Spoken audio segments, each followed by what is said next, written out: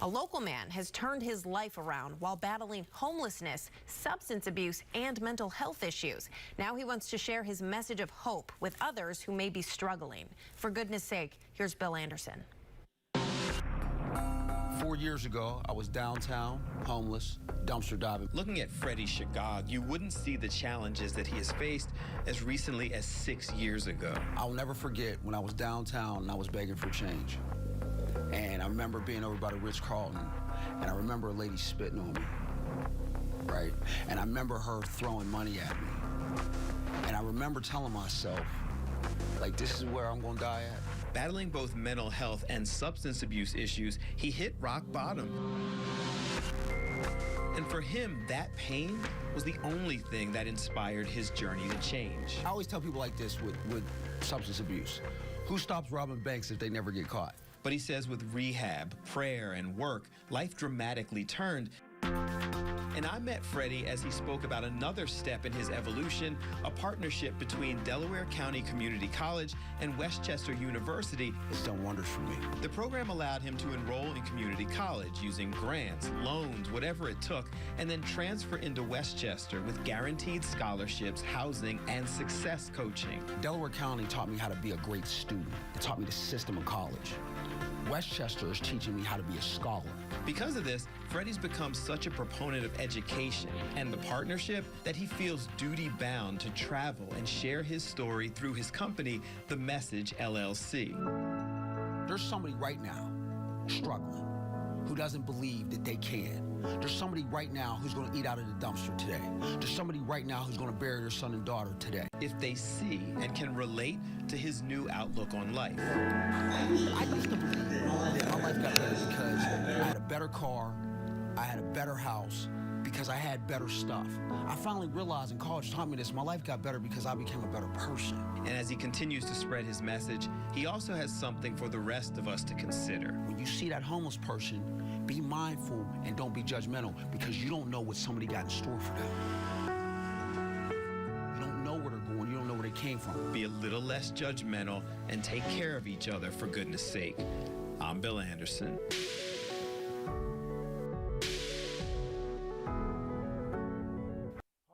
Good morning. What happened and what's going on, Minnesota? Listen, right? I'm almost teary-eyed. Like every time I watch that video, like every time, I get real emotional. I get real emotional watching that because I remember. It seemed like yesterday I was eating out that dumpster. It seemed like yesterday that I thought that my life was over. It seems like yesterday that I believed that education had passed me up. It's almost unbelievable to Minnesota and a group of students, wonderful human beings, man, is sitting here watching me talk about how I came from that to this. It's like I didn't live two lives in one, man. You know, education, man, it's crazy to think that enrolling in a community college got me traveling the world. Do you understand that just by enrolling in this building, you have statistically made your life better? You know, I took a social determinants of health class, right? I didn't know what that means. Like, as y'all keep climbing this mountain of education, what you're going to learn is they got this vocabulary and this jargon, right? And so as I keep climbing the ladder, one of the things that education does is it gives you access to information. One of the things I'm learning, and y'all will see this as you keep going, it's really not about your intelligence. You're all intelligent. Everybody in this room is smart. You don't get here by accident. What I'm learning is it's about the support and the foundation and who's able to network, who you can meet, how you cultivate those relationships, what you do with those relationships. I'll never forget when I spoke at Stanford, right? I spoke, it was a virtual thing. So I got on the thing and I'm like, oh, this is Stanford. And I'm looking up all these different words and I better know what listen. Bottom line, them kids ain't smarter than us. They just more supported. Do not believe that you're not good enough. You're here. That means you're good enough. So let me explain. Listen, before I get into the who, what, where, why of education, you need to understand my background and understand how I got here. Let me be very clear. I am not coming from a home of Wonderland. It is not Leave It to Beaver. My family is Jerry Springer in real life. We are dysfunctional for real. I got parents that broke up when I was 1. They literally met in a bar, made love, created Freddie, got divorced. My dad still is not sober. Because he cannot stop drinking, he missed his only son graduation. My mother has severe mental health. She's been sober for 30 years. Success did not heal all wounds. I'm still in therapy. I'm still taking medication. I still got things that bother me to this day. Do not think because I travel the country and I've been blessed to speak that my life is perfect. Oh no. I got a brother going to jail. He's going to the federal prostitution in a couple months. I got a cousin doing life. I got all type of dysfunctional things, divorce, everything. Anything you can think of is going on. So understand, anybody in this room struggling, I get it. I get it, man. So let's start with childhood. Well, I got very lucky growing up. Very lucky. I didn't even turn my thing on. Oops. Oh, well. So I got a mother that went to treatment once for 5 days. And by God's grace and mercy, my mom just celebrated 28 years on Monday. Sobriety. One time she went to treatment for 5 days. And I asked her, I said, Mom, why did I go to 30 treatments and, 15 sites and you just went to 1? She said, Freddie, here's the difference between me and you.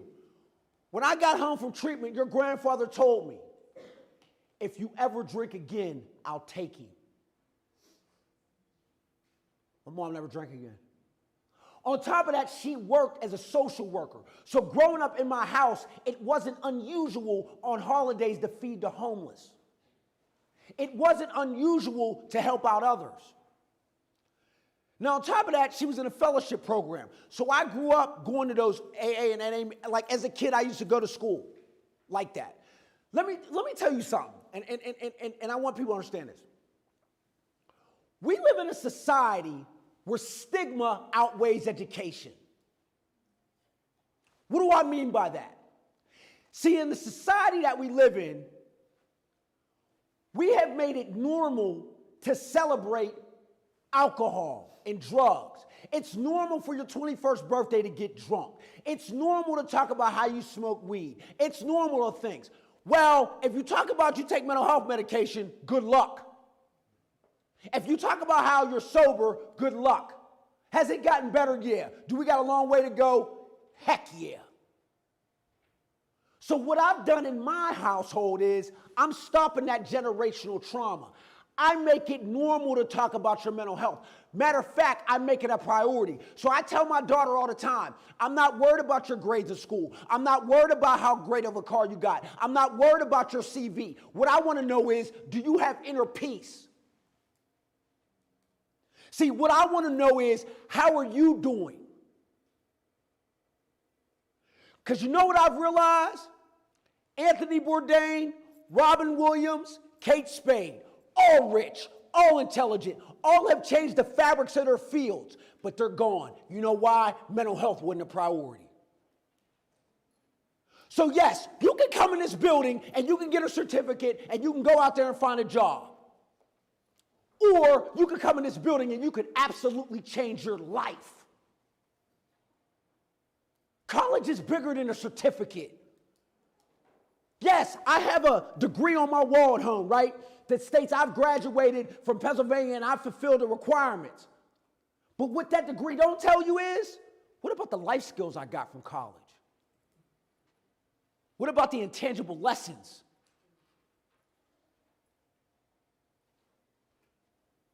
You know, what people don't realize is college is a business. You know how I know?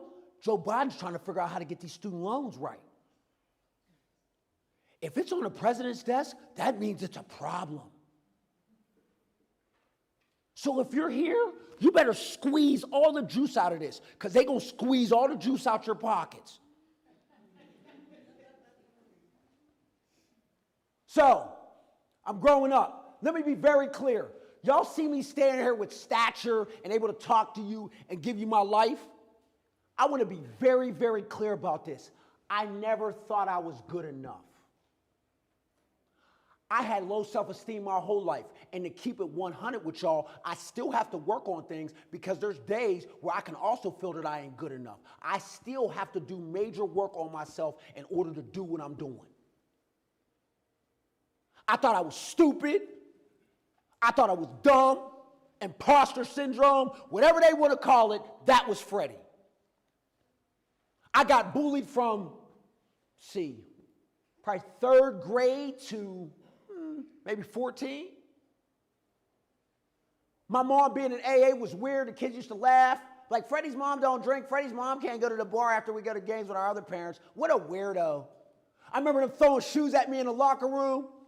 I remember the teacher calling home saying, Joyce, you can't send Freddie to school with AA and NA shirts, that we're not doing that. That was my first introduction to how the world looks at people that live a sober life. Because my mom said, if I'm going to AA, so are you.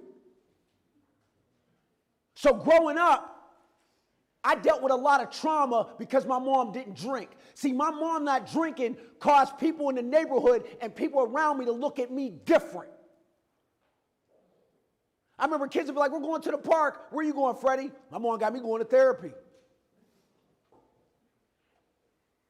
That was my childhood early. So what happens? So first of all, I've been very blessed. June 21st of this year, I just celebrated 6 years of continuous sobriety. Right?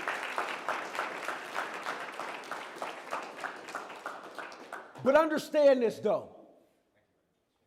Understand this. 15 psych units I remember, 35 treatment centers that I remember. Everybody always asks me, what'd you go ahead and rehab for? Here's your answer, more. It's a brain issue.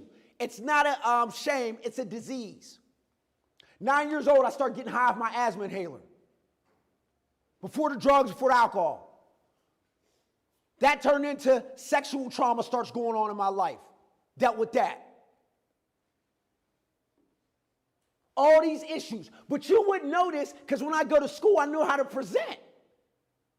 See, I'm too ashamed to tell you what's going on with me because I'm worried about what you think about me. See, I'm letting you dictate how I can move. Worried about what people are thinking about me. So, you know where this is going. No treatment, not doing what they suggest. So right now, I'm blessed to be in a very healthy relationship. My wife has 7 years sobriety, right? Let me tell you what I've learned about relationships, and this will translate later when I get into how to move in these buildings. And this is important, and I want you all to hear this. I had somebody once tell me, you show me your network, I will show you your net worth. I can't tell y'all how critical it is to make sure you cultivate relationships in this building. But here's what I learned about relationships and people. Healthy people are not attracted to unhealthy people. What do I mean by that? See, when I'm surrounded by healthy people, then I see the fruits of a healthy life. I didn't understand that before. So all the fruits that I got were rotten because the people that I were around were showing me things that weren't healthy. So I get in a bad relationship, I'm doing bad things, and my 20s to the mid-30s were a blur of alcoholism and drug use and everything you can name in a mess. That took me to 6 years ago. I end up downtown, homeless, dumpster diving, begging for change. I remember the lady from Dunkin' Donuts putting the donuts on top of the dumpster, and I remember eating out of them thinking it wasn't that bad. Had money in my pocket. But at that time, I had quit on life. Then let me tell you where it gets real bad. I remember a lady, I made a decision that I'm going to beg for change at the Ritz-Carlton. They call it panhandling. That's the nice term. I call it begging for change. So I said, I'm going to beg for change by the Ritz because they rich. You know who gave me money when I was homeless? The single-parent mom at the bus stop with her last 20. You know who didn't give me money when I was begging for change? The rich. So this lady walked past me. I got my hand out. I'm like, hello. Obviously, it's a very bad day. And she looks at me and she spits on me. But it get worse. She looks at me and she says, get a job, nigger. And, I'm going to be real honest. That didn't really bother me, as crazy as that sounds. Like, I've been called the N-word before. But what blew my mind was when she walked past me and then she turned around and threw money at me. That was like, and then I remember in therapy getting over that trauma, my therapist said, how bad does she got to be hurting to look down on you and you're the one asking for money? And she's coming out the Ritz. Hurt people hurt people.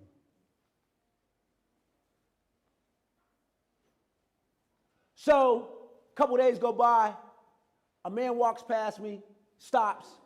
If you've ever been in Philadelphia, you understand that we have a severe homeless epidemic, for real. He stops and he wakes me up. I was praying it, I died. Praying. I'm sleeping by dumpsters. I'm waking up to mice running over me. I mean, it's just a wonderful day at the Bahamas, right? And he wakes me up and he says, sir, I said, look, man, let me help you. Keep moving. I have given up on life. I am a failure of what they call life. I'm not good at life. It's over. Thank you, but let me die. He said, brother, you ain't dying today. I called the ambulance. They're on their way. Here's a pillow and a bottle of water. I'm going to pray with you. That's when I knew I wasn't a mistake. Because think about this. All the homeless in Philadelphia, what would make him stop for me? That told me that there was a reason for me being here. Hear me well. The one thing in this room, we don't even have to like each other. But the one thing that everybody in this room can relate to is pain. We all done been through pain. You ain't lived this life if you ain't been through pain. And you know what I learned traveling this country? You know what I've learned about people? There's two things that we do every day on this planet Earth on rock that we're all floating through space. Every day when we wake up, there's two things we're doing. Avoiding pain and seeking pleasure. You know how I know? Come in my house and let the Wi-Fi go off for 30 seconds. Let there not be ranch in my house. We ran out of alkaline water the other day. Oh my God.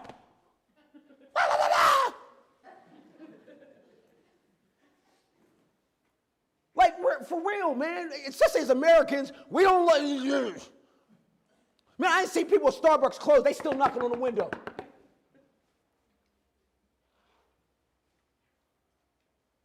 So I want you to understand, if you made it this far, there's a reason. You all have gifts in this room. You might be a nurse, you might be a doctor, you might be a lawyer, you might be a janitor. Why we say janitor? It's not the job you got, it's what you do with the job. Y'all ain't mistakes. Y'all are change agents. Do you realize that y'all are going to be sitting in rooms dictating policy about millions of people and how the world goes? The answer to all the problems in America is in this room. Listen, look around. These are going to be your colleagues. The people you see, oh, I want to be a dentist. The people saying, who you think? this is it. So, he wakes me up, I end up in treatment. I get the treatment, I call my mom, I say, Mom, I really changed, I'm gonna do right. She's like, Freddie, I hope I didn't get sober to bury you because I will.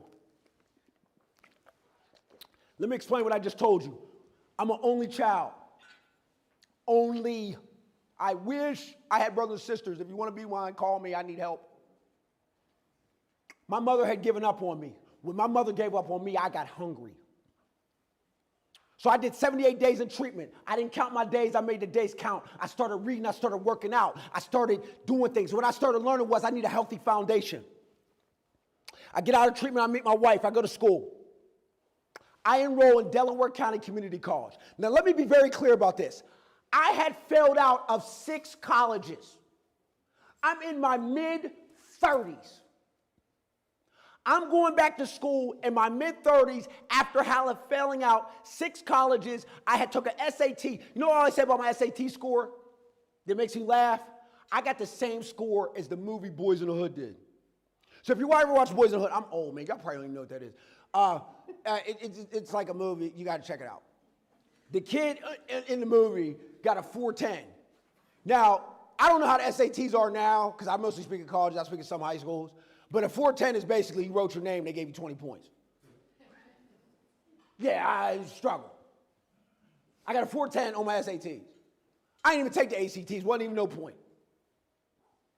I am not coming to college as a success story. Failed out of 6 colleges.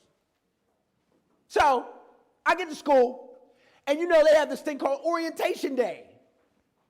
And I walk on campus, and I'll never forget. I got Green Bay shoes for real. Oh, everybody asks me, I got to get into this. Everybody asks me, why am I a Green Bay fan? Here's why. When my mom got out of treatment, it's weird how it worked. That night when she was home, we were watching ESPN, and Brett Favre was talking about how he's in recovery. And Brett Favre's been sober like decades. And I was like, oh, Mom, he's like you. She's like, yeah. I was like, oh, that's my favorite team. So it was personal before things. So that's why I'm a diehard Green Bay fan. Okay. So, So I walk in orientation day. I got Green Bay shoes. I got Green Bay pants, drawers, socks. I got a Green Bay bucket. I got a Green Bay phone case, backpack, pencils. I mean, I'm Green Bay down to the socks. And then to make things worse, I had a Harriet Tubman shirt because I got to represent mine. Listen, right? And I'm on campus. I'm like, what up? My name's Freddie. I take mental health medication. I'm sober. I'm just thankful to be here. God is good. I know they thought I was crazy. Woo! All right. So I'm walking on campus. And so I'm on campus, and you know, they got all kinds of pretzels and T-shirts and all this stuff. So they said, Freddie, you have to take what's called a placement test because we need to know where you test at. You know, America, labels, right? God forbid we just put everybody together, but we got to, you're in testing 1, 2, 3. Okay, that'd be a second session. I'll get into that. So I test, and the lady says, congratulations. I said, what's up? She said, you have tested in the remedial courses. I said, yes. I didn't know that the remedial were the lowest classes on the campus. I thought that remedial courses were AP. So I'm walking around like, yo, what up, man? I'm in remedial courses. I'm talking crazy. I'm like, yo, what's good? I call my mom. I'm like, Mom, I'm in a remedial. Yeah, I mean, listen, I'm like out of pocket. God bless his brother, man. He walks up to me and said, man, let me holler at you. I said, what's up? He's like, remedial were the lowest courses on the class. I was like, what? So all that swag that I had when I walked there and listened to music, I walked home like this, man. Sad, crying. I get home, and this is real critical, that healthy people attract healthy people piece. I told my wife, I remember crying. I'm in bed, and I'm crying. And I said, it's over, Kim. I said, education has passed me up. That part of my life is done. I said, you know, I'm not good enough. I'm not smart enough. I'm being in class with people that are 18. You know, they're 15 years younger than me. I'm just not smart enough. I messed that up. I'll work at a rehab and, you know, just be grateful to be sober, and that's it. She was like, what? You're going to class. I said, why? She said, go to class. So I did. I got in there, and I'll never forget, English 025, Jamie Kelly DiMaggio. That woman changed the course of my life. She says, okay, people, your first assignment is called identity. And I'm not grading it based on grammar. I'm grading it based on content. I want the realest, rawest stories as possible. And I raised my hand 100 times because that's what I do in class. I'm that classmate that raised my hand a whole bunch of times, you're ready to leave, and I ain't done talking. Yup. So if you don't like class with me, I don't know what to tell you, you better get over it. I paid money, I'm squeezing the juice. So if we leave at 8 o'clock, I'm the one that raised my hand at 7:59. Yeah, that's me, I do that. Facts. Facts. So I raised my hand, she said, yes, Freddie. I said, you sure? Because I got a story. She said, yes, Freddie. I said, okay. So I wrote in there about how I ate out the dumpster. I wrote in there about how I did things against my moral fiber to get one more in me. I wrote about picking underwear out of a clothing donation. I wrote about all that stuff. See, what I was learning was to advocate. For so many years, my tongue was tamed. For so many years, I allowed other people to dictate what I talked about. And I decided, you ain't doing that no more. I decided that I'm taking the power out of what people thought about me, and I'm talking about my struggles. I'm talking about what I've been through. I got tired of being down. It was time for me to be free. It was time for me to speak my truth. So for those of you in here struggling, thinking what you're going through ain't important, let me tell you, somebody need to hear that, man. You need to free yourself up and talk about it. College ain't about no grade. This is about becoming a better person. I say it all the time. One thing I learned about this building, college should not just change my bank account. College is also supposed to change my soul. So, she walks up to me after a couple class periods and says, Freddie, there's life in this paper. We're getting you published. I said, what's that mean? She said, don't worry about it. We're going to work on it. So this lady had sent me a conference. I was speaking at treatment centers by then, just telling my story. And she's like, you should check this out. So I go to my English teacher. I said, yo, what is this? She's like, you're going. I was like, what is it? She's like, you're going. She gave me no knowledge on it. So I go. I'll never forget. My wife gave me, at the time, I was working at Panera, right? Still do, but I'll get in that in a minute. So she gave me a debit card because I couldn't catch the bus, right? Because my neighbors had bought me my first suit. And it was real hot, and I didn't want to be all sweaty. So my wife was like, get an Uber. And I got this laid out Uber. I felt like a boss, right? And I had my Green Bay backpack and all these pencils and stuff. And I was like, what's up? Now, mind you, there's no other students at this conference. And I'm in there, and they got these things called breakout sessions. I was like, what is this? So I go, and a lady that's running a breakout session is talking about collegiate recovery. And I didn't know what that meant. So I'm raising my hand 100 times. She was like, Freddie, come talk to me after class. I like your energy. So I went and talked to her, and she said, do you have a collegiate recovery program on campus? I said, no, what's that?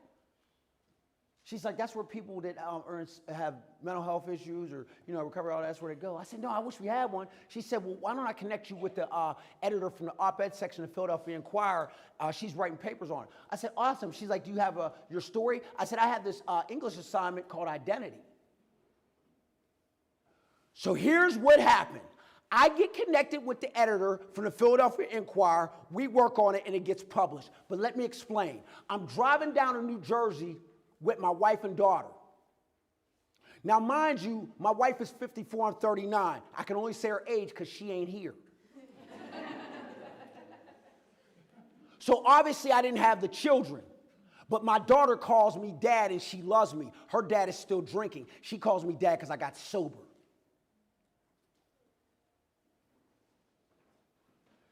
We're driving to New Jersey. Everybody's blowing my phone up. Freddie, you're in the paper. I go to the paper. I buy about $200 worth of papers. I ain't lying to you. I got to send one to cousin. I got to send one to grandma. I got mom. I got all these papers. And the lady checked me out. I'm like, that's me. We get outside, right? Facts. My daughter's standing here. My wife's standing here. I open the paper up. My daughter leans back, was like, that's dope. I'm on the front I'm on the front cover of the op-ed section of the Philadelphia Inquirer. I was just begging for change and homeless 2 years prior. So you know what that lesson taught me? I don't turn in a paper that ain't good enough to be published. My first paper when I went back to school in sobriety ended up published and got me started speaking. So here when I tell you, when you get an assignment, you better take it for real. When you get an assignment, you don't know what that assignment can do for your life. So when they hand you something, when you get an assignment, treat it like it's an assignment that can set you off on a career path. That assignment, that taught me how to write. That assignment, it taught me how to speak a certain way. A school in New Jersey reads it, they call me. Hi, is this Frederick? They call me Frederick now, I feel old. They're like, hi, is this Frederick? I'm like, yeah, this is him. They're like, we're in school, blah, blah, blah, blah, blah. We'd love you to come speak. How much you charge? I said, charge? I said, what you mean? They're like, yeah, we're going to pay you. I said, y'all pay people to talk? I was like, for real? They're like, yeah, how much charge? I said, I don't know. I got to call you back and ask my mentor. So I called my mentor. She told me what to do. I didn't listen. So I ended up down New Jersey. I took a $100 Uber to get there, $100 Uber to get back. My first school I spoke at never played me. They burnt me. It's my fault. I ain't signed no contract. I trusted a lady. She got me. Let this be known. Ain't nobody else got me since. One other school, but that's a long story. But other than that, I ain't got burned. So,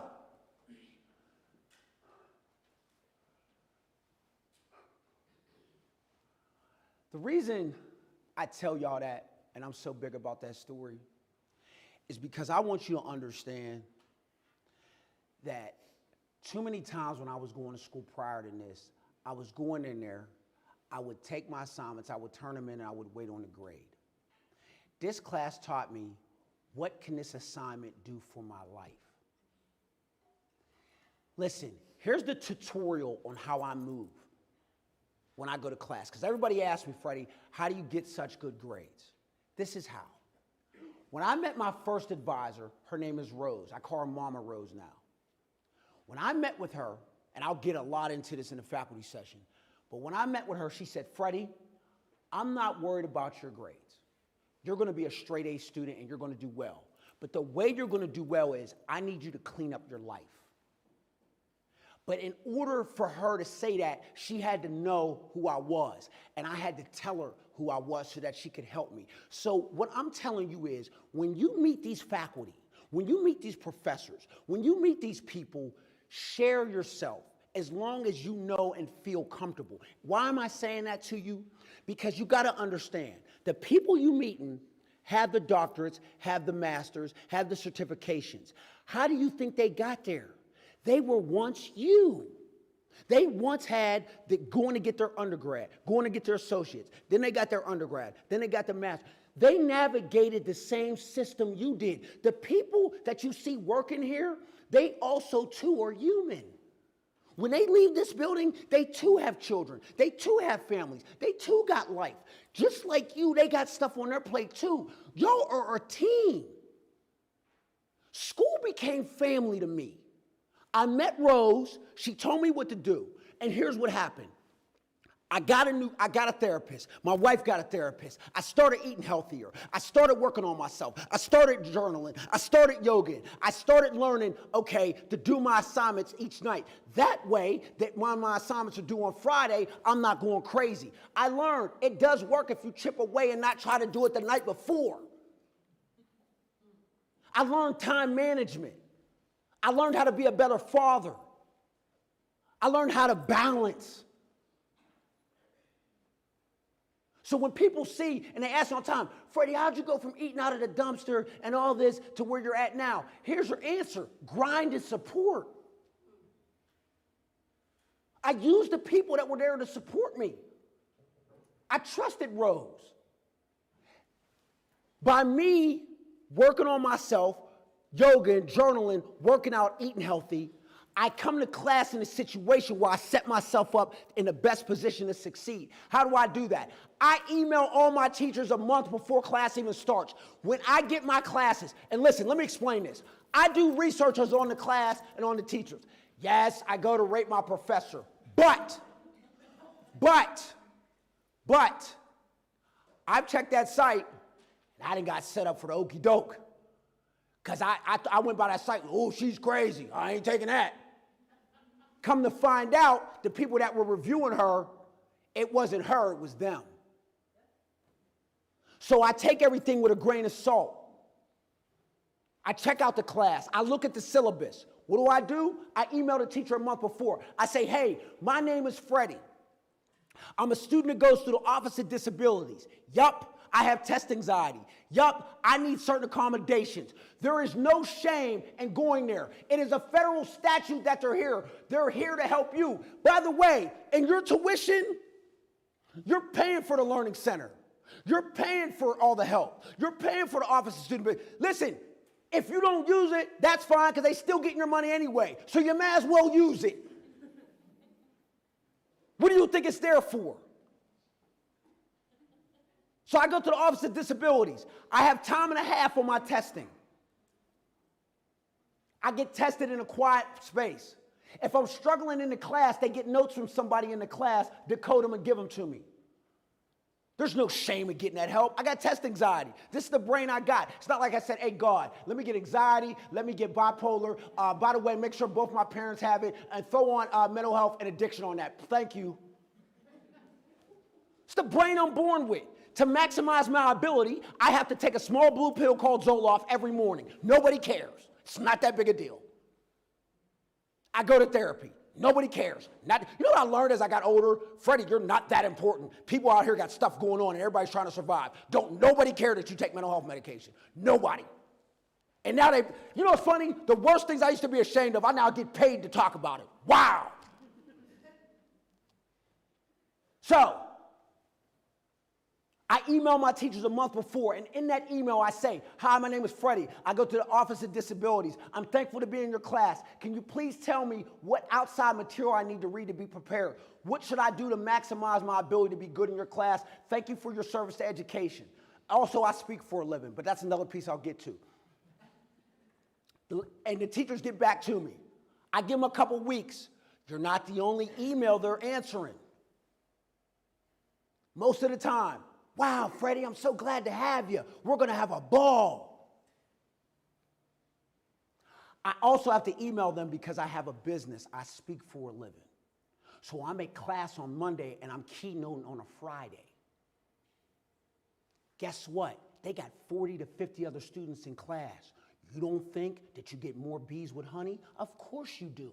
It helps them to know where their students are at. They want to know. You know those office hours that they put up? They put them up for a reason. Guess what I do? I take advantage of them. You know why? Because those office hours have helped me to network in the community. They've told me about reporters they know where I can get my story out. They told me about conferences they know. They've told me about other people in the building that I need to network with. See, college is a system. Guess what else it helps do? At 2 o'clock in the morning when Microsoft Word breaks, and it will, and I haven't saved it, and I'm crying and praying to Jesus to please fix this situation. And I get at them and say, look, man, I had a situation. Freddie, it's all right, we're going to work through it. Now, I'm not saying that sometimes there ain't a penalty, but what I am saying, it's easier to move about that conversation when they see and know that I'm putting in work. So, that first semester, that happens. Second semester, I get straight A's. I call my mom talking crazy. Yo, I done got straight A's. I'm that guy. She said, Fred, if you want to be special, do it again. I had an administrator tell me, all right, so what, you got straight A's? So do 2,000 other students in this building. You ain't the only one. So I end up graduating Delaware County Community College with a 3.75 GPA and 10 different scholarships. The president of the school, after I published that article, called me and said, what do you need? We're going to support you. She said, but I need one thing from you. I said, what? She said, I need you to walk with integrity because now you're the face of our school.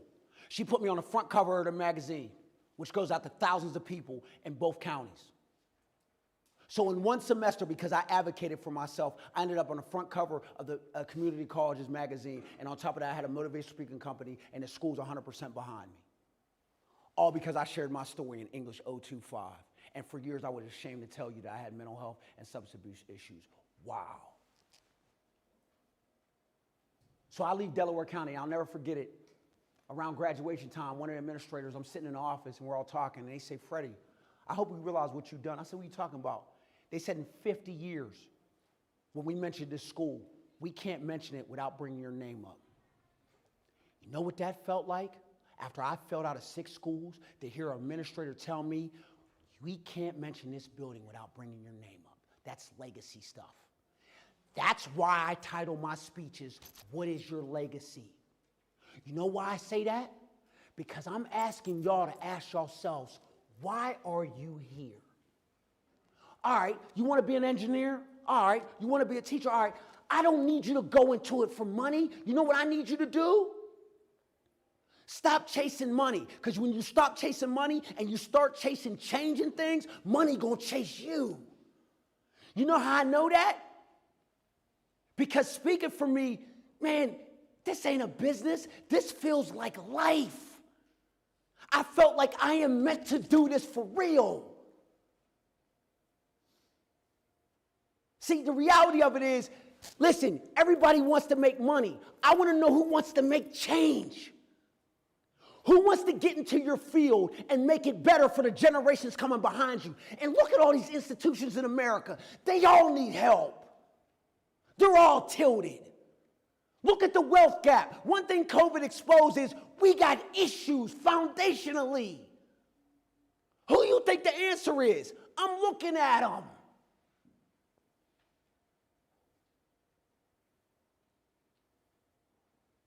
Y'all have the ability to make this world better, and not one, collectively. Every semester, you should be meeting 3 different new people that work in administration here and asking them 3 different people to connect you with somebody else. Rose put me on to Dr. Mickens. Dr. Mickens put me on to my first conference I ever spoke at. Then he took me down to Campus Life where I met Stephanie, who I call Green Bay Stephanie. When I graduated community college, she's a secretary at Campus Life. Her and her husband blessed me with tickets to the Green Bay game in a hotel. Because I cultivated relationships, I got to go to the Green Bay game, and I now call her Green Bay Steph. She then put me on to Brianne. Brianne helped me write my first contract to get paid to speak. I then go up and I meet Nancy Pitt, who was my counselor and social worker in there. You see what I'm doing? The building became family. So when I walked on campus, I felt empowered. I got to a point where I was in class that I felt like I can't lose. By the time I got to class, it was only a matter of time. I know I'm getting an A, it's just how. So I make the PA all-academic team. I get a full ride to any posse school in Pennsylvania. I choose Westchester University. Now COVID hits. I'm like, what am I going to do? It's a 4-year school. My mentor tells me, stop crying and get to work. What do? Knocking on doors, cultivating relationships. What's that turn into? That video you just seen. I got the news sitting in my house first semester of community at Westchester, all because I told them who I was and what I was doing. I then get a call from the National Institute of Staff and Development. What's that mean? It is the biggest community college conference on the planet. He calls me and said, Freddie, your story is unbelievable. We love you to be our speaker. I said, cool. He said, but I need to tell you something. I said, what? He said, in my 40 years of being here, we have never had an undergrad student as a speaker. We usually have government officials, people with masters and doctorates. I said, why are you choosing me? He said, a speaker of your ilk. He said, your story is what we need. You're the expert. I said, but I don't have the degrees. He said, I don't need that. You're the expert on life. I've made history in what I'm doing. I'm trailblazing. That helps me to walk with integrity because I understand there's people behind me that ain't getting the same opportunities. So my job now is to empower people to empower other people, to make sure that the doors that I couldn't get open are now open. I then get a call from the governor of Pennsylvania. His office calls me and said, we love what you're doing. Pennsylvania just got a surplus budget. We're trying to get legislation passed that have food on campuses for people that are hungry. So you know these food pantries on campus? Ain't none of that free, baby. Cost money.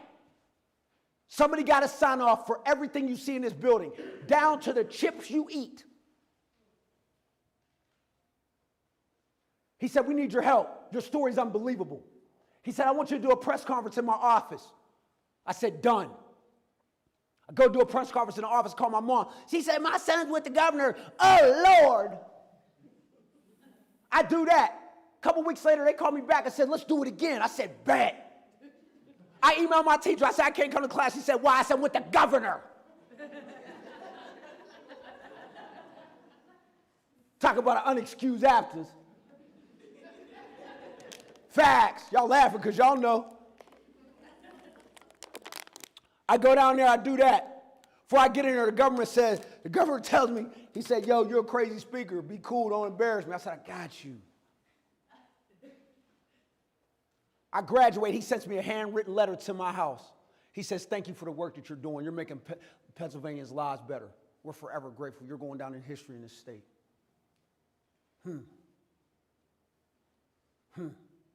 All from a kid that used to get shoes thrown at him in high school. All from a kid that used to get put in the trash and get bullied. And then I had to think about why I got bullied. The kids bullying me probably got bullied themselves. What are they going through? So, I just graduated Westchester University in May, summa cum laude, and I was selected commencement speaker. My mom got to be there and got to get hosted in front of everybody. One of the best days of my natural life. My wife even got me a limo, and they stopped at Starbucks for me.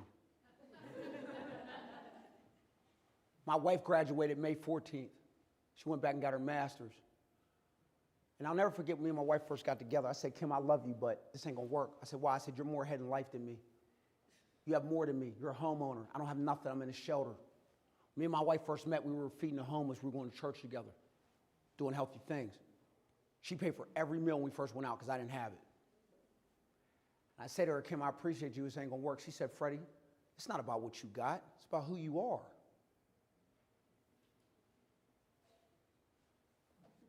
I had never met somebody that liked me minus the resume and W-2. I didn't know that that was possible to meet somebody that loved you for who you are, not what you got. Best decision I ever made. I'm in my first semester of college. She texted me one day, hey, Freddie, I'm going back to school. I said, why? You got a home or everything's cool? She said, no, seeing you work hard makes me want to work hard. It's time for me to level my life up. Thank you.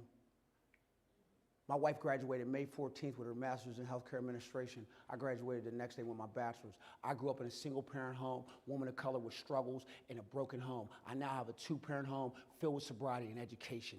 That's called breaking generational curses.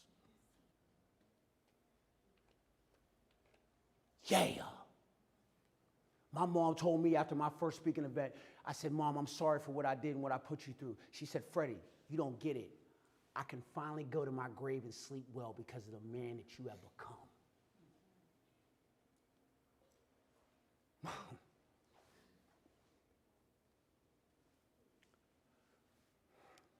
My granddad raised me and gave up his retirement. And my mom said, if your granddad could see you, all he would do is cry. You've changed the course of our family history. And you mean to tell me this building's about getting a certificate? Every time I walk on that campus, I start crying, thinking about where I came from and what I went through. You got to be paralyzed and not feel what I'm talking about. So, what's the plan now? I'm at Westchester, just started my MPA. I'm going to school for my Master's of Public Administration. Why? Because I've learned the world works off policy and funding.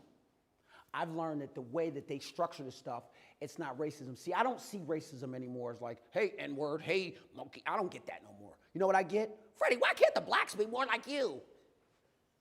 Freddie, you know, you just got to pull yourself up by the bootstraps. No, you know what I need? I can have all the intelligence in the world. You know what you need to be successful? Support. You think, you know, they interviewed Bill Gates a while ago, and he was like, everybody talks about the money I have, but they never talk about who helps me to make that money. around the most successful people. How do you think they got there? You hang around 5 doctors, you become the 6th.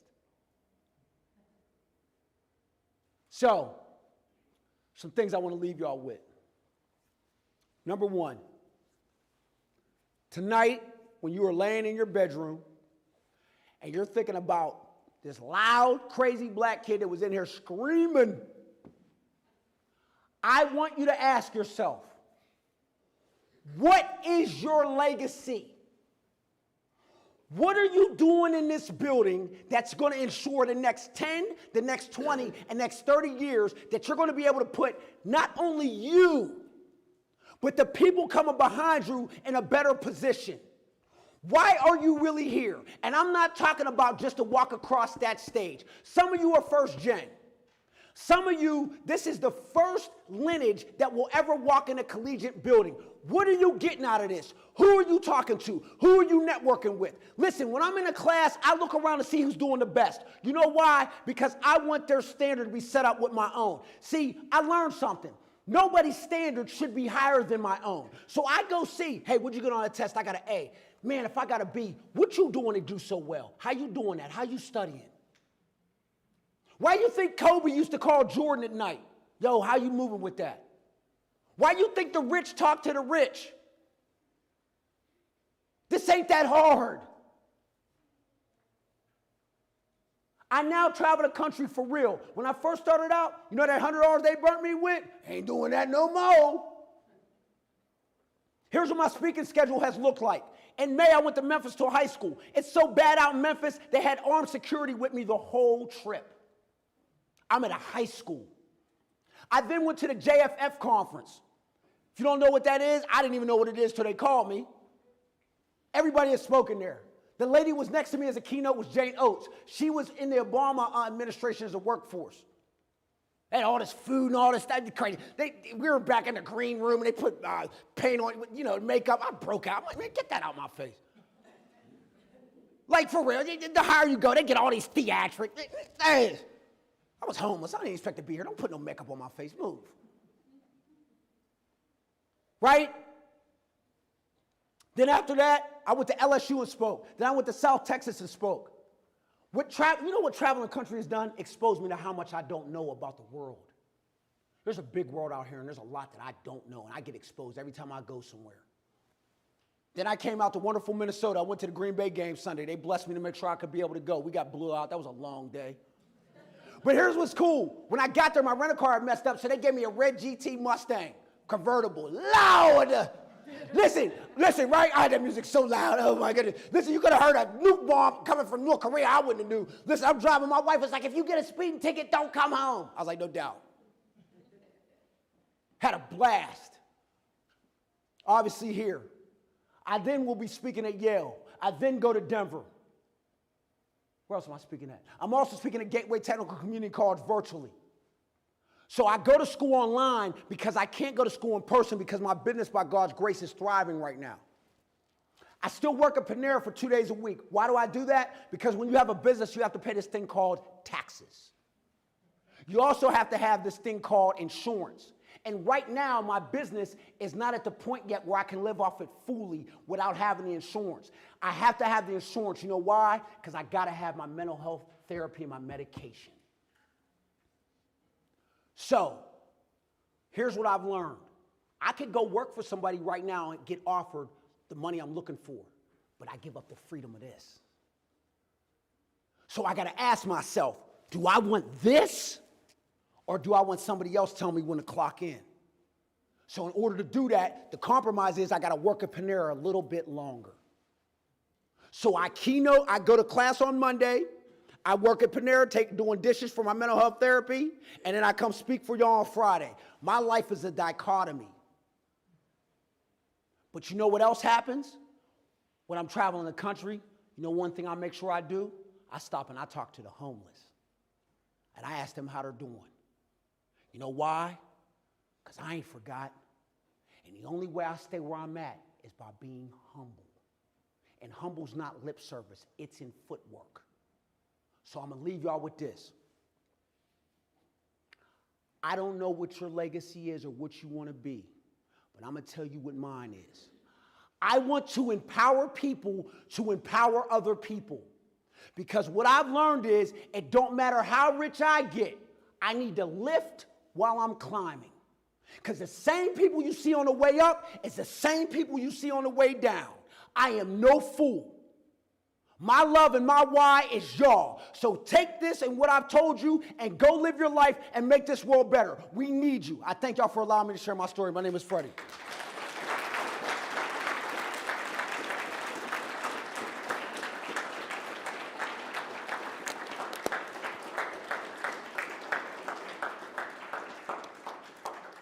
So, first, one thing before we move further, I've learned about this thing called social media. So, if y'all could please follow me, I'm on Instagram, The Message LLC. I'm on Twitter, FREDDY, and then SHEGOG. I probably should be writing that down somewhere. Yeah. Yeah, on Twitter, it's FREDDY. And then SHEGOG. And then on Instagram, it's The Message LLC. My YouTube is also The Message LLC. I need subscribers. So ask me anything you want. I'm an open book. I'll keep it honest. If I don't know, the answer is I don't know. Give me your email. I'll get back and try to find it. Also, if we get cool on social media and you need a letter of recommendation, guess what I do? Write them. You know why? Because you're going to need them. And I love writing them. So I'm open. Ask, talk, what you want to know.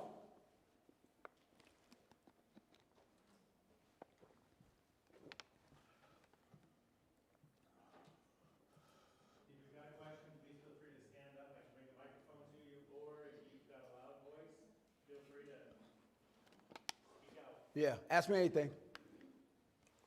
Mr. Shegog, the homeless situation is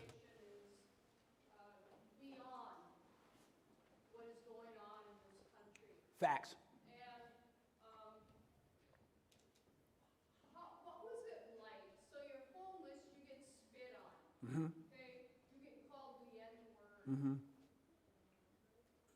But what was it like when you're out there and you're a human being and people are turning away from you? Can you describe that a little bit? Yeah, there's two parts to that. Thank you for that question, because there's two parts to that. The first part is I still say to this day is the greatest experience I ever had, because I'm human and I have the disease of addiction. So there's times where my brain will say, ooh, let's go get a beer. Let's go smoke some weed. But then I play that tape through and I say, is it worth it? Because what if it don't go how you think it's going to go? That's the one key. Here's the other key part. It taught me how nasty humanity can be. I was really naive growing up. I really thought that the world, and my mom said this to the reporter that did a feature article on me in the Chronicle. She said, I was always worried about Freddie because he had a good spirit, but he was going to have to get adjusted that the world could be ugly. And that's where I really learned that I got to really be mindful because the world could be nasty. Like, I have seen some really ugly things. So when people were turning me away, I wasn't mad. I was just sad, like, wow. Like, you think I woke up and you think that the doctor handed me to my mother and said, hey, when he's 30, he's going to have a mental health problem and he's going to be homeless. That's never the case. Becoming homeless is a journey. And you know what else I learned about being homeless? We ain't that far away. Most people are living check to check. Go without a month's worth of check and don't have the resources. Good luck. So that's what it did. It made me sad to think that somebody could be asking for help and people could turn, knowing that your life could turn at any point. It blew me. I couldn't believe that. But it set the tone that whenever I see homeless, I stop. How you doing today? I got you next.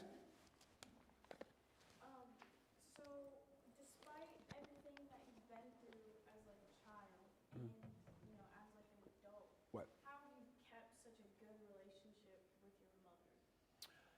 That is a very good question. And here's your answer. It's a process. My mother has severe bipolar. She goes to an outpatient center where they pick her up every day and they take her in there. My mom has been in a lot of psych institutions. In her sobriety. Our relationship has been up and down. I mean, at any moment it could pop off. Therapy, talking to other people, getting other women in my life who also have bipolar and got a kid. Like, I've had to seek out help for it. I have a mother that has a mental illness. They always say, you want to become a master, study other masters. So I talk to mothers that have mental illness that got kids. I had to learn what's my partner relationship and why it ain't going right. It's a process. It's a process. The success has made it easier, but here's what success has also done. Freddie, I'm an only child. I'm going to keep it 100. My mom, about 4 years ago, she wasn't on her meds, because that's an issue with mental health. People don't like taking their medication because of the symptoms it gives. I get a call from the local grocery store saying, hey, Freddie, I got your mother in the office. I said, why?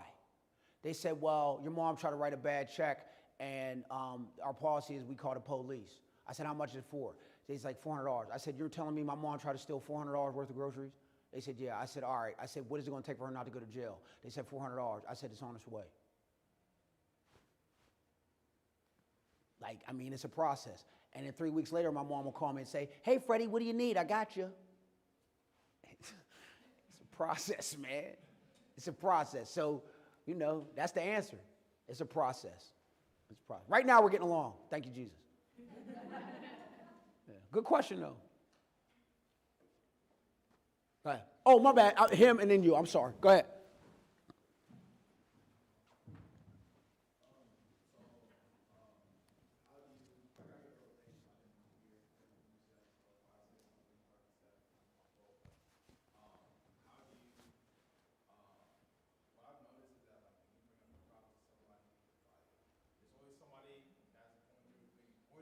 Yes. Or there's always somebody that's like undermining your struggle because it might not be as Right. severe. I don't know, but how do you like approach someone and tell them what you're going through? And there's sometimes there's not everything you can say. You don't want to say too much. How do you just approach someone and then tell them what you're going through to get help? Thank you for that question. It's a good one.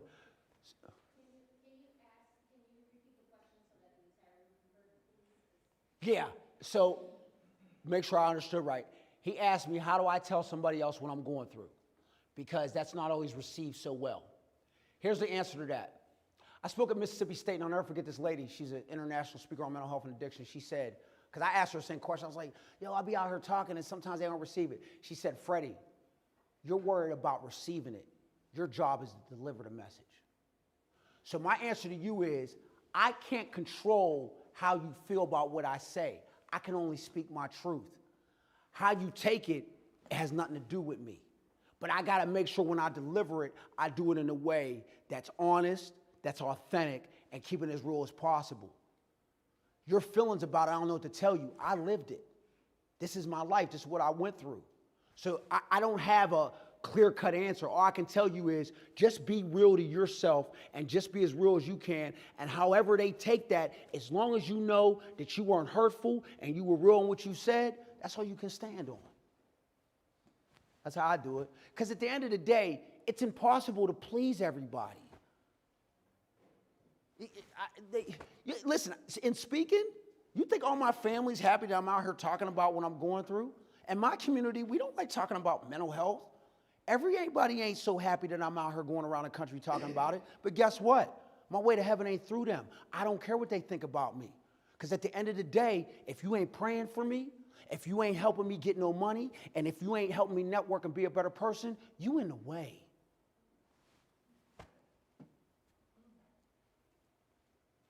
Took me years to get there, though. It took years. No, that person had their hand up and then you.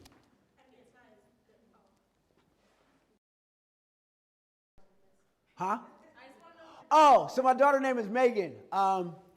True story about Megan. She now has 18 months of continuous sobriety. She moved to Florida. For Father's Day, she sent me 3 Father's Day cards, and I'll never forget what she said. You may not have given me life, but you sure made my life better. Yeah. It taught me that being a parent is not biological, it's a skill set. Yeah. My name's Megan. Go ahead. You can cut to your learning, and you talk about how you trusted your teachers in the school after everything you went through. How will you be able to trust all those people that helped you? Okay, that's a really good question. So she asked me, how was I able to trust the people that are now helping me? Very good question. And that's why I say healthy people attract healthy people. The reason I was able to trust them is because when I told them about me, they wanted to help me. They showed me they wanted to help me. They were welcoming. They were talking, and I'm going to get a lot into this in this second session. But they showed me they cared. So by them showing me, it made it easy. Like when I first met them, right? They said, hello, how are you doing? Welcome. Them doing that made me feel like, oh, all right, I can tell you what's going on with me. Because the people that I couldn't trust, when I look back, I can see it. So that's how I was able. They showed it. And another thing that they did too, is they don't tell me what I want to hear, they tell me what I need to know. So if I'm about to make a left turn, they'll say, Freddie, don't do that. If I'm doing something wrong, they'll be like, get it together. But then they also, when I do right, they say, I'm proud of you. That's real love. Somebody else, okay, go ahead. You mentioned you have testing anxiety and Yes. that kind of thing. I'm the same way. I have I'm an anxious person altogether. I just want to know, how do you cope with that? It's a process. So she asked a very good question. She said she has testing anxiety like I do, and you know, how do I cope with that? Here's her answer. It's a process.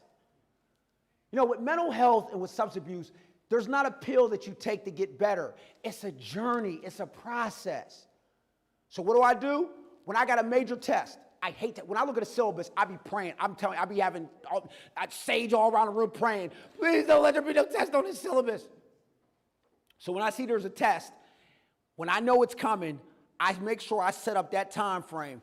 That day I wake up earlier. That day I have a routine of yoga. I have a routine of, I do things to prepare my mind to get into that. Because before I would just drink coffee and go in. No. I prepare. So when I go in, okay, I sit down, I say my prayer. For some people it's different, whatever you got to do. I say my prayer. I then look at the test and I tell myself, this test is not going to make or break me. Whatever I get, it's okay. I look over the answers. I look at the ones I know, get them right out the way. Then I go through the ones I don't know. And if I don't know it, I say, you know what, Freddie, I just don't know. And I'm okay with that. That's how I move with that. It's a process. And I heard somebody once say, those that don't prepare to fail. And I also learned this. A goal without a plan is a wish. So I go in there prepared. Because I know, if I go in there with a lot of anxiety and I ain't right, I can know all the answers. But just off anxiety, I'll go blank. It's a process. Wait, does anybody, before I get you, oh no, you stood up like that. How am I tell you no?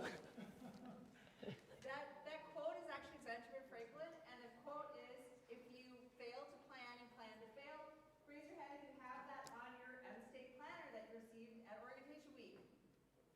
A few of you. If you want one of those, there's extra planners down in Student Services, and that is the quote, Benjamin Franklin. Really? If you plan to fail, if you fail to plan, you plan to fail. I didn't know that. Yes. I just knew somebody said it. Bless you. You're the best. Next. Who had her hand up? You do. Go ahead. I quoted something you said. You said, stop chasing for money, but start chasing change, which is very important thing. I would like to know, what are the fundamental things that today's world need or people should consider when they want to do a great change?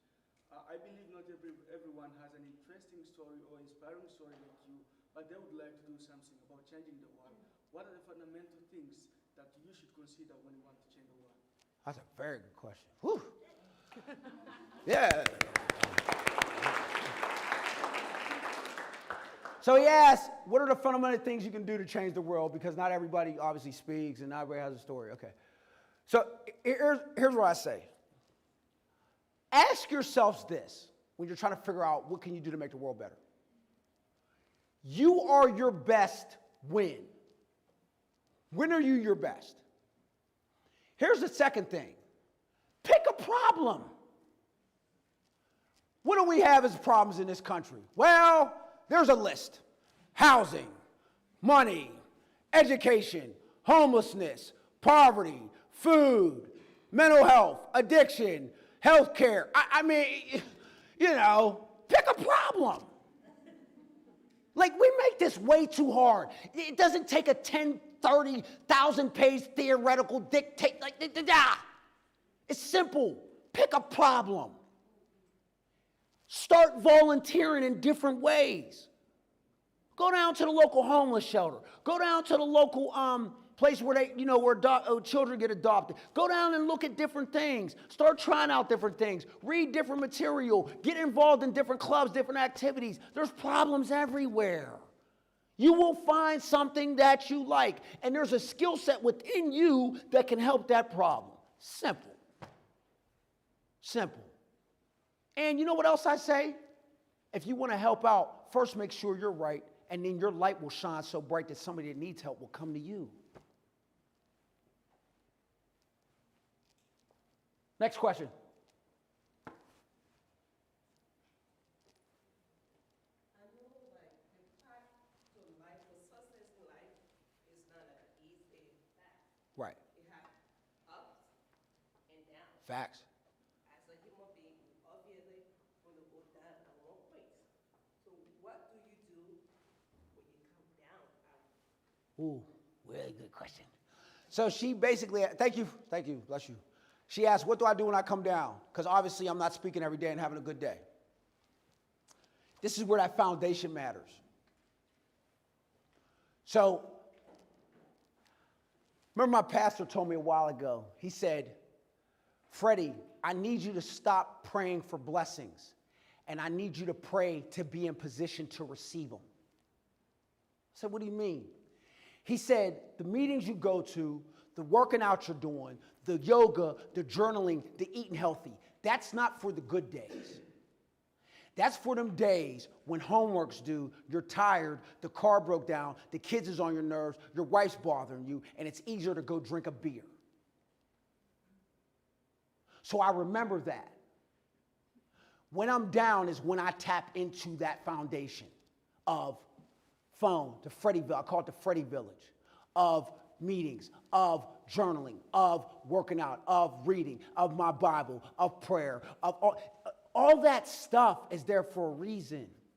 Just like I tapped into alcohol and drugs when I was struggling and didn't want to feel, I got to tap into the elderberry. I got to tap into the eating right, the coffee, yeah. The ice cream and Netflix, also self-care, the red zone on Sundays. Yeah, I got to tap into that stuff. So that's how I get through on the days I'm down. And then I'm going to tell you another thing I was taught when I'm struggling. Please hear this. I write a gratitude list. Days that I'm struggling is usually because I'm not grateful enough. And I forget that I got food, water, and shelter. And you know what also I'll be forgetting? I got my eyesight, I got all my limbs, I can walk, I can talk. Sometimes I forget how blessed I am. That's what I do. Okay. Yeah, last question. If you have something else, I'll get her. Come talk to me afterwards. Because come holler at me. Go ahead.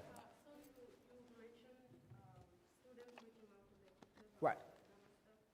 But how does a person that has fear or even get nervous about approaching their tutors or even teachers, how do you overcome fear of reaching out to you? Very good question. She asked, how do you overcome fear when you want to talk about or advocate for yourself? Or when you have things that you need to talk about? Here's what I was taught, and this is going to sound crazy, but it's the truth. Walk right through it. You know, Rome wasn't built in a day.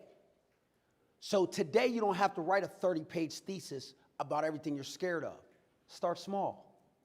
Start with one person you trust and tell. Start tidbits. Walk through it. And then ask yourself, why are you really worried? And if what you're worried about, is it even going to happen? You know how many things I've been worried about that I thought was going to happen that never came true? I let my mind and fear dictate it. I almost didn't do this company because I thought I wasn't good enough.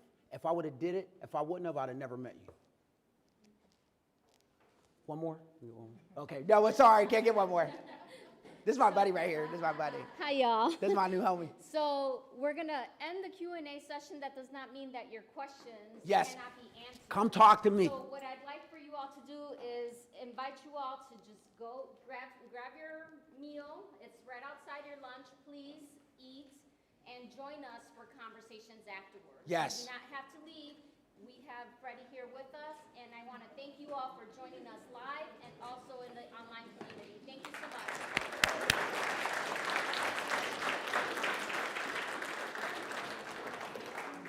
Come up.